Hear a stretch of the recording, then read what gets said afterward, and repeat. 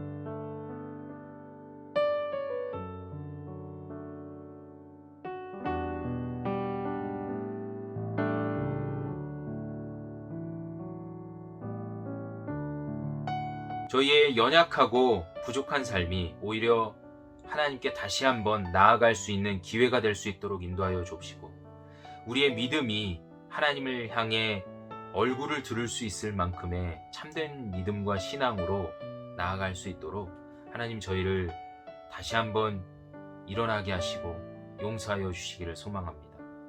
하나님, 우리가 세상에서 삶으로 예배드리는 자가 되게 하여 주옵소서. 오직 우리의 인생으로 하나님께 나아갈 수 있는 자들이 되게 하여 주옵소서. 하나님, 세상이 손가락질하는 그런 삶을 사는 것이 아니라, 나밖에 모르는 그런 연약함의 삶을 사는 것이 아니라, 하나님께서 정말 세상에서 우리의 삶을 통해 그 누가 보기에도 아름다운 삶이라 칭찬받을 뿐만 아니라 또 나로 인하여서 하나님께 나아갈 수 있는 그런 놀라운 역사가 일어날 수 있도록 하나님께서 저희를 주장하여 주옵소서. 하나님, 나를 통해 예수 믿는 자들이 이 어려운 시기에 정말 세상을 바라보며 의지하는 자들이 아니라 나를 통해 하나님을 바라보며 의지하는 자들이 생겨날 수 있도록 주께서 역사하여 주시기를 원합니다. 그것이 하나님께 드리는 우리의 삶의 예배의 시작이며 또한 마침표가 될 줄로 믿습니다. 하나님, 저희를 이끌어 주시옵고 함께하여 주셔서 우리의 삶을 통해서 오직 주님께만 영광 올려드리도록 하나님 인도하여 주시옵소서. 오늘도 그런 삶을 살아가기를 소망하는 모든 성도들 위해 하나님의 역사하심이 함께하실 줄 믿사옵고 예수 그리스도의 이름으로 기도하였습니다. 아멘. 다 함께 사도신경으로 우리 신앙을 고백하도록 하겠습니다.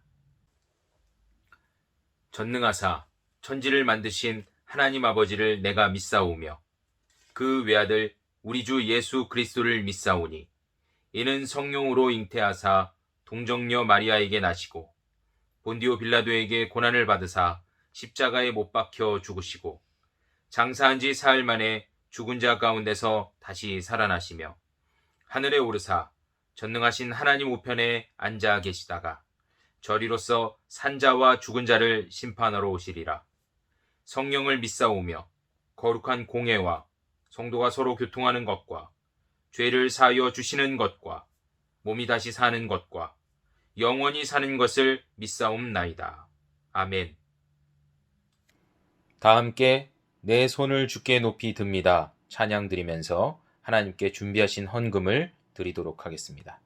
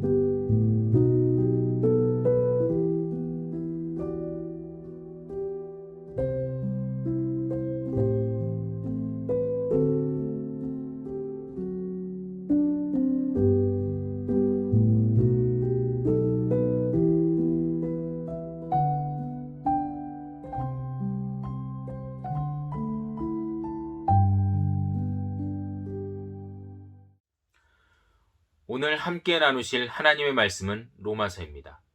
로마서 12장 1절과 2절 말씀입니다.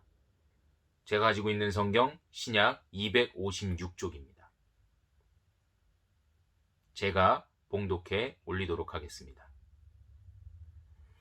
그러므로 형제들아, 내가 하나님의 모든 자비하심으로 너희를 권하노니 너희 몸을 하나님이 기뻐하시는 거룩한 산 제물로 드리라. 이는 너희가 드릴 영적 예배이니라.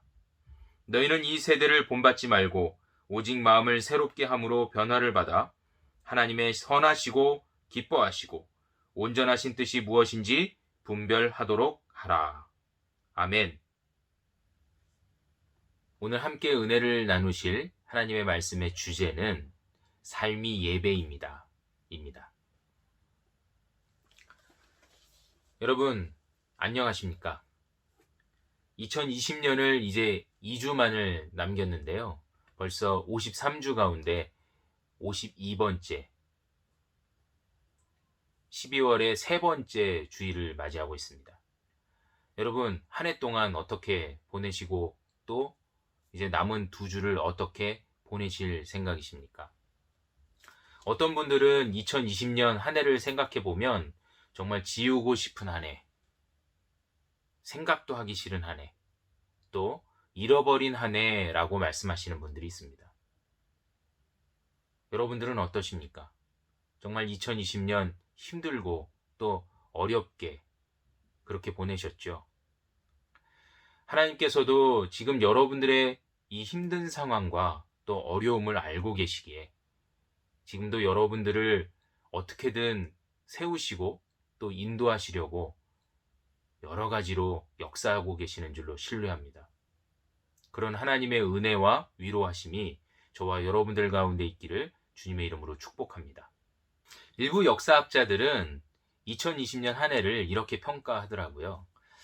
2020년 여러분들도 많은 분들이 아마 회사에서 비대면으로 전환하고 또 재택근무를 많이 하신 줄로 아는데, 그리고 뭐 온라인 쇼핑이라든지 또 서로 마주보지 않는 활동들을 많이 하신 줄로 압니다. 그래서 사람들이 뭐라고 이야기를 했냐면 역사를 구분할 때 우리가 비포 크라이스트, 즉 BC, 기원전 혹은 주전이라는 표현을 하는 것처럼 비포 코비드 19, 그러니까 코로나19가 있기 전과, 그리고 애프터 코비드 19, 즉 AC, 욕은 아닙니다.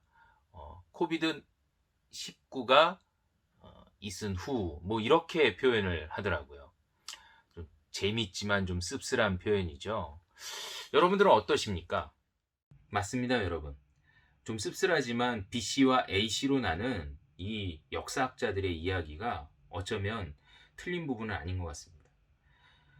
우리의 삶에 지대한 영향을 끼치고 있는 이 코로나19, 마찬가지로 교회와 또 신앙에도 많은 영향을 끼치고 있죠. 여러분, 어떤 영향을 받고 있습니까? 선한 영향은 아마 아닐 텐데요. 교회나 또 신앙적으로 우리 신앙인들이나 우리 모두 좀 안 좋은 영향을 받고 있는 것 같습니다.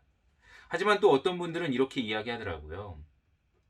정말 신앙인과 그렇지 않은 사람들이 구분되어지는 한 해였다라고 이야기하시는 분들도 있습니다. 그렇지만 작금의 현실로 봤을 때에는 교회에서 계속해서 코로나 확진자가 나오고 있고, 또 이들로 하여금 또 다른 새로운 감염자들이 등장하고 있는 것들을 보면 너무도 안타깝고 또 마음이 아픕니다. 뿐만 아니라 이제는 교회가 세상을 염려하는 시대가 아니라 세상이 교회를 염려하는 시대다라고 이야기하시는 분들도 너무 많아지고 있어요.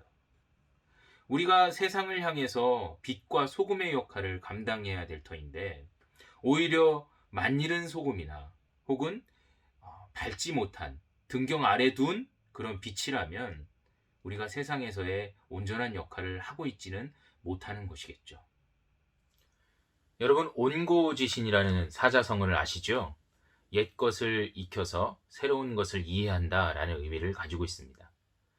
마찬가지로 저는 교회사를 통해서 과거에 있었던 교회의 모습들과 현상들을 가지고 현재와 미래를 좀 바라보고 예측할 수 있지 않을까라는 생각을 해요. 과거에도 여러분 팬데믹이 있었습니다. 잘 아시다시피 중세교회에 그런 일이 있었죠. 중세교회 팬데믹은 흑사병을 이야기합니다. 얼마나 여러분 많은 사람들이 죽어갔습니까? 약 7,500만 명에서 2억 명의 사람들이 죽었다라고 이야기를 합니다. 아시아의 큰 평원의 쥐벼룩으로부터 시작된 이 흑사병은 1347년 10월에 이탈리아 남부에 있는 이 시칠리아 항구의 큰 배로부터 옮겨가게 되어서 마침내 1353년에는 유럽 전역에 퍼지게 되어서 당시 인구의 3분의 1이었던 2,500만 명의 사람들이 이 흑사병으로 인해서 죽게 되는 참혹한 결과를 낳게 되었습니다. 중세교회는 이 흑사병을 인간의 죄에 대한 하나님의 심판이라고 생각을 했습니다.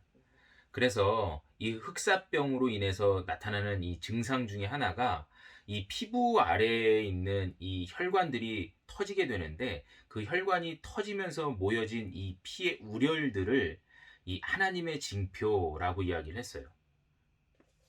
그러면서 이 하나님의 징표가 사라지게 하기 위해서 교회에서는 하지 말아야 할 행동들을 합니다. 주술과 또 미신을 통해서 이 흑사병이 물러나게 될 것이라고 착각을 했어요. 때로는 고행과 회개를 통해서 이 흑사병이 사라질 수 있다라고 생각해서 사람들이 이 채찍질 고행단이라는 이 단체를 만들어서 여러 사람들이 함께 다니면서 서로를 때려가면서 고행을 하면서 이 흑사병이 물러나기를 바랬다라는 겁니다. 요즘으로 생각하면 너무 비이성적으로 이해할 수 없는 행동이었겠지만, 당시에는 이게 다 맞다라고 생각을 했다라는 거예요. 또한 당시 교회에는 차별과 혐오가 난무했습니다. 어떠한 차별이 있었겠습니까? 당연히 이 여성들에 대한 차별도 있었을 뿐만 아니라 이 유대인들에 대한 혐오가 강했는데, 이 유대인들이 흑사병을 전염시켰다라고 소문을 퍼뜨린 겁니다. 어떻게 그렇게 이야기를 했냐면, 우물에다 독을 타서 유대인들로 하여금 흑사병이 시작되었다라고 사람들에게 믿게 하였던 것이죠. 게다가 교회는 이때다 싶었던 건지 연옥이라는 새로운 교리를 만들어서 사람들이 죽으면 연옥에 가는데, 그 연옥에 가서도 열심히 기도하고 하나님께 빌면 천국으로 옮겨질 것이고, 그렇지 않으면 뭐 요즘 이 유사 종교들이 이야기하는 구천을 떠돈다 라는 말처럼 그냥 연옥에서 계속 살 거다라고 이야기를 했다는 겁니다. 그래서 당시에 겁에 질리고 또 두려움에 떨었던 많은 민중들이 교회에다가 면죄부를 사게 되었고, 당시에 이런 면죄부의 판매는 결국 교회의 타락을 일으켰고, 이 교회의 타락은 종교개혁을 시작하게 만드는 모티브가 되었습니다. 이처럼 오히려 팬데믹 상황에서 교회는 아주 좋게 훌륭하게 대처하는 것이 아니라 하나님께서 보시기에 너무도 큰 죄악과 잘못을 저질렀다는 것이죠. 그렇다면 지금의 우리 교회의 현실은 어떻습니까? 우리는 정말 이 어려운 시국에 잘 대처하고 있는 것일까요? 그렇다면 교회는 어떤 것일까요? 교회에 대해 전부 다루기에는 이 시간이 짧지만, 교회를 한 문장으로 정의를 하자면 예수 그리스도께서 핏값을 주고 사신 것이라는 겁니다.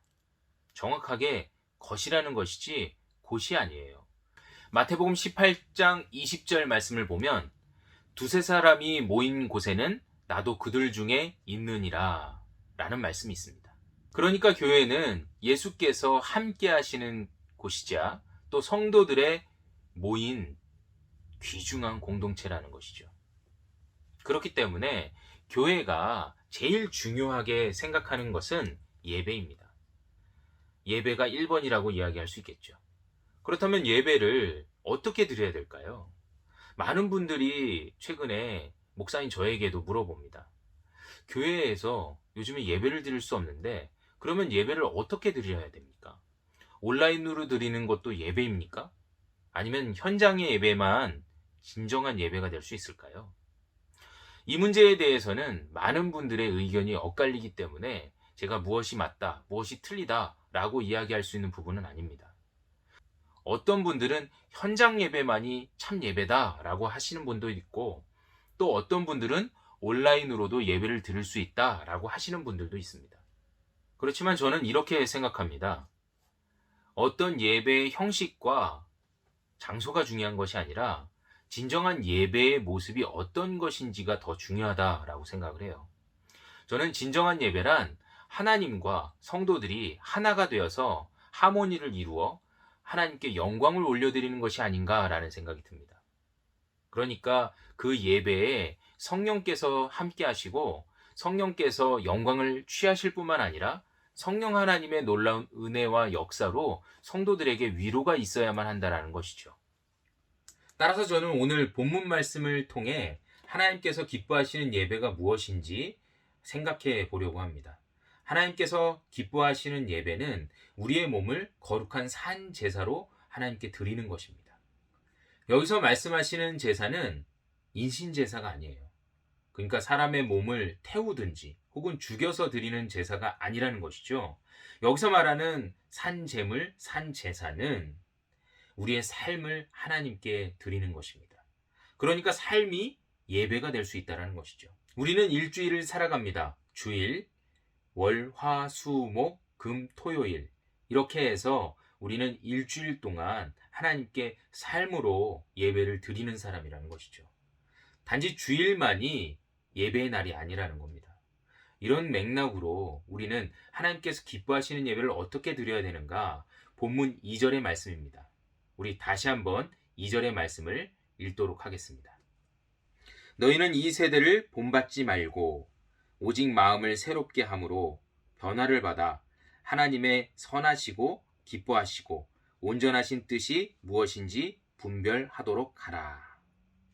첫 번째는 이 세대를 본받지 말고 라고 말씀하고 계십니다. 여러분, 이 세대를 본받지 말라 라고 말씀하십니다. 이 세대, 저 세대, 그러니까 지금의 세대를 본받지 말라라는 것이죠. 지금의 세대는 어떻습니까? 물질주의, 향락주의, 그리고 쾌락주의, 태폐주의가 만연한 세상입니다. 물론 선한 것들도 있겠죠. 그렇지만 대부분의 사람들이 정말 절체절명의 순간에 누구를 선택하는지 찾아보면 대부분 나 살 길만을 찾아가는 것들을 봅니다. 이런 것들을 우리는 이기주의라고 이야기를 하죠. 그러니까 한마디로 물질, 쾌락, 퇴폐 이런 것들을 한 가지로 줄이면 이기주의라고 이야기할 수 있다는 겁니다. 여러분, 이 세대를 본받지 말라라는 말씀은 이기주의자가 되지 말라라는 말씀으로 저는 가름할 수 있다고 생각해요. 여러분 어떠십니까? 나만 생각하죠. 내 건강만 생각하죠. 나만 아니면 되죠. 이런 것들이 우리 안에, 정확히는 교회 공동체 안에 만연되어 있다면 우리의 삶이 예배가 될 수 있겠습니까? 우리의 삶을 통해 하나님께 예배를 드리고 있다라고 말씀할 수 있을까요? 저는 아니라고 생각합니다. 여러분, 이기주의의 반대말이 이타주의라고 생각을 하시겠지만 저는 이기주의의 반대말은 하나님 중심주의라고 생각을 해요. 하나님께서 우리에게 주신 그 은혜와 위로가 있기에 나만이 아닌 주변 사람들에게 나눌 수 있는 그런 삶을 살아야 된다라고 생각합니다. 두 번째는 마음을 새롭게 하여 변화를 받아야 된다는 겁니다. 우리가 마음을 새롭게 한다, 그리고 변화를 받는다라고 생각할 때 가장 착각하시는 부분이 이게 내가 할 수 있는 일이다, 혹은 내가 가능한 일이다 라고 생각하시는데 사실 그게 아니라 성령 하나님께 모든 것을 맡기고 성령께서 우리를 바꿔주시는 것을 의미합니다. 내가 바뀐다, 내가 바꿀 수 있다. 여러분, 그건 거짓말이에요. 우리는 절대로 우리의 힘으로 우리를 바꿀 수 없습니다. 또 우리가 바뀌었다라고 착각하는 것, 여러분 말도 안 되는 얘기예요. 바뀌었다라고 생각할 때 여러분 영적 요요 현상이라고 들어보셨습니까? 여러분, 우리는 우리의 의지로 바꿨다라고 생각하면 다시 돌아옵니다. 이게 저는 요요라고 생각을 하는데요. 우리는 우리를 바꿀 수 없어요. 오직 성령께서 우리를 바꿔주실 수 있습니다.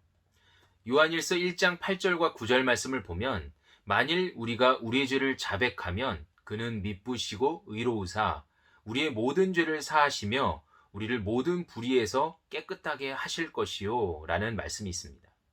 그러니까 우리가 회개하여야만 하나님께서 우리의 삶을 바꿔주실 수 있는 토양으로 바뀌게 되고 결국 성령께서 우리를 인도하셔야만 우리의 삶이 진정한 변화에 다다를 수 있다라는 말씀입니다. 그러니까 우리의 삶이 바뀌어야만 그 삶으로 하나님께 예배를 드릴 수 있겠다라는 말씀이죠. 그러면 우리가 하나님께서 기뻐하시는 것을 알았다라고 하면 어떻게 살아야겠습니까? 당연히 우리가 먼저 믿게 된 자로서 세상 가운데 빛과 소금의 역할을 잘 감당하여서 우리로 하여금 선한 영향력을 미치게 되어 저들이 하나님께로 나아오게 하는 것. 그것이 바로 하나님께서 기뻐하시는 뜻을 이루는 거겠죠. 그러면 여러분, 요즘 우리의 모습을 가지고, 요즘 이 교회의 모습을 가지고 사람들이 예수를 믿고 돌아올 수 있겠습니까? 우린 이것을 좀 돌아봐야만 합니다. 사람들이 오히려 손가락질하고 지탄의 대상이 되는 우리의 현실을 좀 돌아봐야 된다는 것이죠. 여러분, 나만 욕먹지 않으면 돼라는 것 아니라고 했죠. 그러면 내가 욕먹는 것이 아니라 교회가 욕먹는 것이다. 이러면 좀 마음이 편하십니까? 아닙니다, 여러분. 교회가 욕먹는 것이 곧 믿는 자인 우리가 욕을 먹고 있는 거예요. 내가 안 그랬어가 아니라 우리가 그랬기 때문에 우리가 욕을 먹고 있는 겁니다. 너무 세상 사람들의 눈치를 보면 안 된다고요? 아니요, 여러분. 우리는 한 발은 하나님께, 또 한 발은 세상에 걸쳐 있는 어쩔 수 없는 세상 속의 그리스도인인걸요. 그런데도 우리는 있습니다. 우리는 늘 천국에 사는 사람들인 양, 우리는 늘 하나님 나라 안에서 그냥 하나님과 단둘이 그렇게 사는 사람인 양 착각하고 있어요. 그렇지만 여러분, 그렇지 않습니다. 우리는 세상 속에서 나를 보고 있는 사람들을 기억해야 해요. 그리고 저들이 나를 통해 그리스도께 나와야 한다는 사실을 기억해야만 합니다. 그래서 우리의 삶이 중요하다는 것이죠. 마지막 세 번째는 하나님의 온전하신 뜻이 어디에 있는지 우리가 분별해야만 한다는 겁니다. 온전하시다라는 말씀, 우리 기억해야만 합니다. 하나님은 온전하신 분이시죠. 그런데 우리는 어떻습니까? 우리는 불완전한 사람들입니다. 그렇기 때문에 우리가 하나님의 온전하신 뜻을 분별할 수가 없습니다. 우리의 힘으로는 알 수가 없죠. 그렇지만 성경에 나와 있고 또 우리에게 말씀해 주고 계십니다. 하나님의 온전하신 뜻은 우리로 하여금 세상에서 살아가게 하시는 원동력이 되고, 또 세상에서 우리가 어떻게 살아야 되는지 방법을 가르쳐 주시고 있는 하나님의 말씀입니다. 그렇기 때문에 우리가 하나님의 온전하신 뜻은 곧 우리의 삶을 통해 하나님께 영광을 올려드리는 것을 의미한다라고 할 수 있겠죠. 나의 지금의 삶을 통해 하나님께 영광을 올려드리고 계십니까? 지금 누가 봐도 나의 모습에, 그리고 여러분의 모습에 사람들이 하나님께 영광을 올릴 수 있을 만큼 그렇게 아름답고 신실하게 살아가고 계신가요? 그것을 우리는 돌아보아야만 한다는 겁니다. 여러분, 세상이 우리를 걱정하게 된 이유가 있습니다. 왜 세상이 우리를 걱정하고 있습니까? 왜 세상이 우리에게 손가락질하고 있습니까? 교회 때문이라고요? 아까 그렇게 하면 안 된다고 했죠.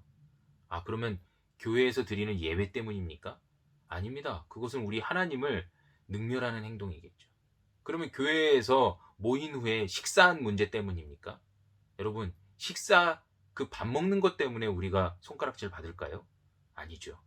결국엔 무엇 때문에 우리가 세상으로 하여금 손가락질을 받고 있을까요? 그것은 바로 우리 자신의 삶 때문입니다. 우리의 살고 있는 모습 때문이라는 것이죠. 사랑하는 성도 여러분, 여러분들의 삶은 어떠십니까? 여러분들의 삶이 예배가 되고 계십니까? 지금 나의 삶이 온전한 뜻을 이루어가고, 또 기뻐하시는 뜻이 무엇인지 분별하며, 또 우리가 선한 영향력을 미치며 하나님께 영광을 올려드리고 있습니까? 여러분, 그렇지 않다면 오늘 이 시간 하나님께 의지하시기 바랍니다. 성령 하나님께 나아오시기 바랍니다. 오늘 하나님께서 우리로 하여금 우리의 삶을 통해 기뻐하시는 산 제사로 영광을 받으시길 원하신다는 사실을 기억하시기 바랍니다. 지금 우리는 세상이 이해할 수 없을 만큼 정말 타락한 삶을 살고 있음을 고백하시기 바랍니다. 거기서부터 우리의 삶의 변화가 시작될 것입니다. 우리가 회개하고 주님 앞에 나아간다면 다시 성령께서 우리에게 힘을 주셔서 우리가 세상을 바꿀 힘, 또 세상에서 우리가 살아갈 힘을 허락하실 줄로 믿습니다. 오늘 우리의 삶을 돌아보십시오. 지금 여러분들이 드리시는 그 예배의 자리에서 정말 내가 선한 영향력을 미칠 만큼의 그런 삶을 살아가고 있는가? 우리의 삶이 그 누가 보기에도 예배로 드릴 만큼의 아름다운 삶을 살아가고 있는가?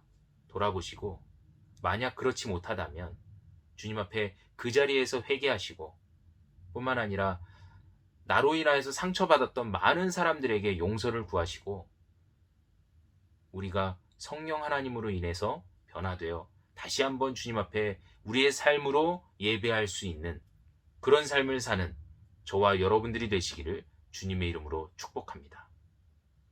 기도하시겠습니다. 하나님 아버지, 오늘도 하나님의 은혜에 감격하고 또 주님의 사랑에 족한 은혜를 받았음을 고백합니다. 하나님, 오늘 본문의 말씀을 통해서 삶이 예배임을 또한 말씀을 통해 나누었습니다. 하나님께서 저희에게 건강한 삶을 허락하시고 또한 이 땅 가운데서 하나님께서 기뻐하시는 일, 또한 우리를 통해 영광 받으실 일들을 취하시는 줄로 믿습니다. 그럼에도 불구하고 저희는 세상에서 만일은 소금과 또 밝음을 잃어버린 빛이 아닌가 돌아봅니다.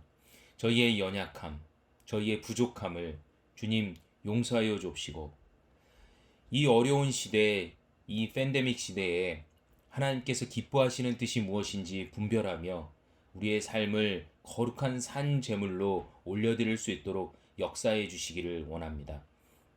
하나님, 우리의 마음을 먼저 새롭게 또한 변화되게 하여 주옵소서. 하나님께서 저희의 마음에 임재하여 주시고 또한 영으로 함께하여 주셔서 우리가 마음을 새롭게 다잡고 또한 영으로 새로워져 우리의 삶의 변화를 일으킬 수 있도록 역사해 주시기를 소망합니다. 뿐만 아니라 하나님의 뜻을 분별하는 자들이 되게 하여 주셔서 하나님, 이 시대에 하나님께서 가장 원하시는 선하신 뜻이 무엇인지 구분하게 하여 주옵시고 또한 기뻐하시는 것이 무엇인지 기억하게 하여 주셔서 하나님, 선하신 뜻이 바로 이 세상 가운데서 하나님께서 원하시고 또한 즐거워하시는 그런 일들을 우리가 감당해야 함을 기억하게 하시고, 또한 기뻐하시는 것이 죄인들이 주님 앞에 돌아와 구원받고 할렐루야 찬양하는 것임을 기억하게 하여 주옵소서. 기억할 뿐만 아니라 그 일을 위해 우리가 지음받았음을 고백하게 하시고 그 일을 우리가 감당케 하여 주시옵소서. 온전하신 하나님께 영광을 올려드리는 것, 그것이 우리의 삶의 목적임을 기억하게 하시고 또한 그 목적대로 살아갈 수 있도록 저희와 함께하여 주시길 원합니다.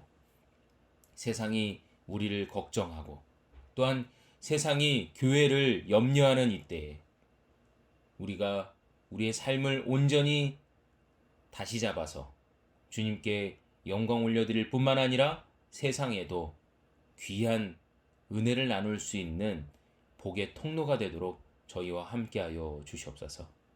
하나님께서 저희에게 이런 믿음과 또한 그런 삶을 허락하심으로 우리가 더욱더 기쁨으로 하나님 앞에 예배할 수 있는 그런 삶을 살아가도록 저희와 함께하여 주시옵소서.